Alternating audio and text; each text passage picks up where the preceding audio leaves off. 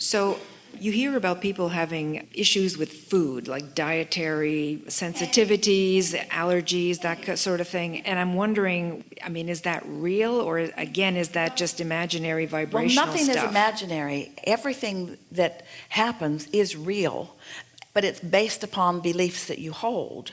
For example, Esther has decided that her knees don't like sugar very much. So when she eats sugar, like on the cruise ship, let's have some dessert for lunch and some dessert for dinner, and then let's go get gelato while we're in Rome. And then her knees don't feel as flexible as they did before. So she's making the association between that. Well, it doesn't matter how real that is. As she makes that association, her knees feel better when she doesn't eat sugar. So here's what we're saying to you. If you believe something, the worst thing you can do is to do something in opposition to your belief, because you're going to get the result that you expect. Expectation is a really powerful thing. So we are not wanting to say to Esther that there's a direct relationship between that and that, because we think she should eat some sugar. Sugar tastes really good. Sugar is a wonderful thing. But we also don't think that she should eat sugar until she's ready to know that. You see what we're getting at? So it's not that there's this absolute state of sugar and knees, because a lot of people eat a lot of sugar and their knees don't hurt. But you have to find the balance for you. So there's no right or wrong. It's about you finding the balance for you. So essentially, if I get rid of the resistance, because I did kind of experiment with different diets, like getting myself off of wheat. And the thing about that is, and sometimes you'll be inspired to something like that and it's helpful. Like Esther was inspired to something like that, and it's been helpful. But here's the thing that we would really like to say about that. When you have a situation that is unpleasing, and then instead of getting out ahead of it vibrationally and, as you say, release the resistance and come into alignment and then let things unfold from a vibrational alignment basis, if instead you jump right into action, now you're trying to use action to compensate for something that's squirrely in your vibration. And that's what we're explaining to Esther about this sugar thing, is that by taking the action, she's not actually figuring out what's going on in the vibration. And what's going on in the vibration could be something like feeling like she's got too much to do, or not feeling like she can get as much done in a day as she needs to, and feeling like she needs to move faster than she really can move. There could be a lot of reasons for a ripple or a wobble in her vibration that she's not dealing with when she's taking the action in order to solve the problem.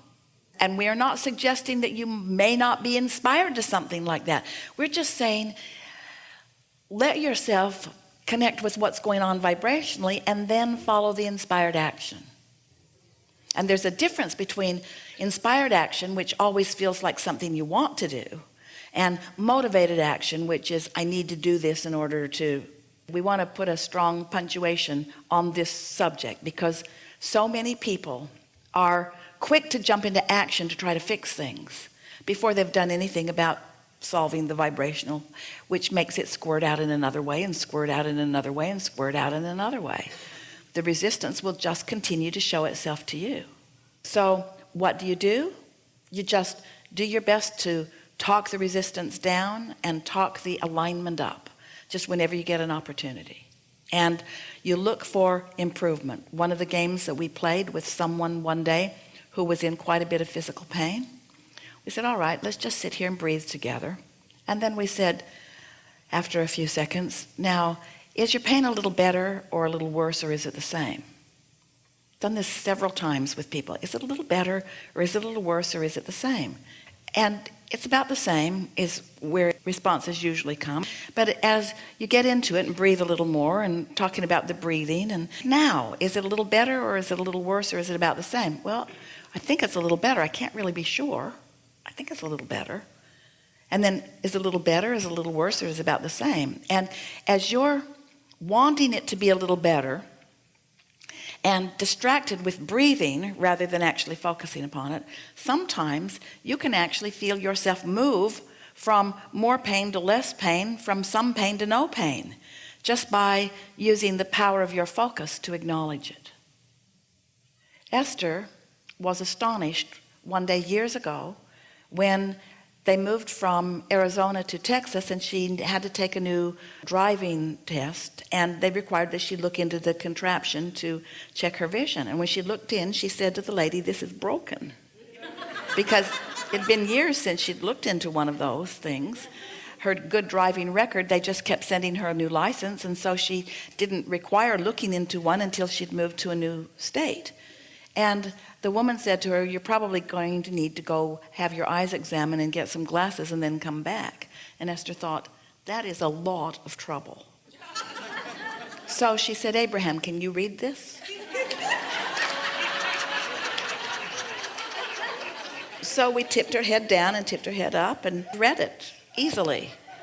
And Esther thought how interesting that was, because it's the same eyes, and it was the same objects at the end of this lens.